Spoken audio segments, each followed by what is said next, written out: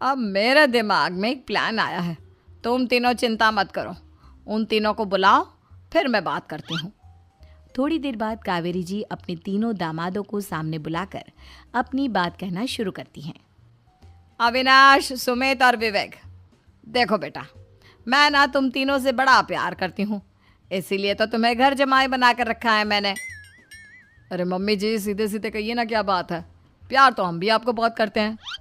अरे मम्मी जी, आपकी इज्जत भी बहुत करते हैं। अरे भाई, आपके जैसी सास और कमाने वाली बीवी सबको मिलती है क्या? हाँ मम्मी, विवेक और सुमित ठीक कह रहे हैं।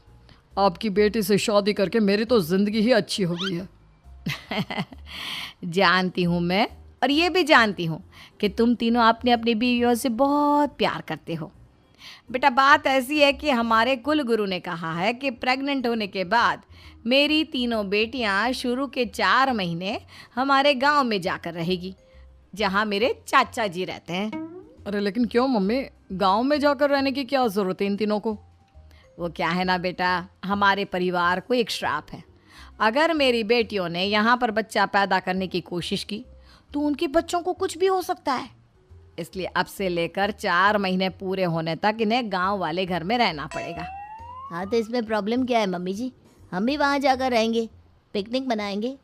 अरे भाई, बीवी जहाँ हम भी वहाँ। हाँ यार, आइडिया तो बहुत अच्छा है। शहर की ज़िंदगी में रह रहकर परेशान हो चुके हैं, अब कुछ दिन गांव में बिताएंगे।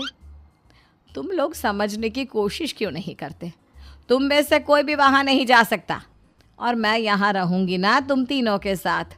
4 महीने की तो बात है, उसके बाद ये तीनों ही लौट कर आ जाएंगी। ठीक है मम्मी जी, अब हमारे बच्चों का सवाल है तो ये तो करना ही पड़ेगा। कावेरी अपनी तीनों बेटियों को कुछ दिन के लिए घर से बाहर कहीं दूसरे शहर में रहने के लिए भेज देती है।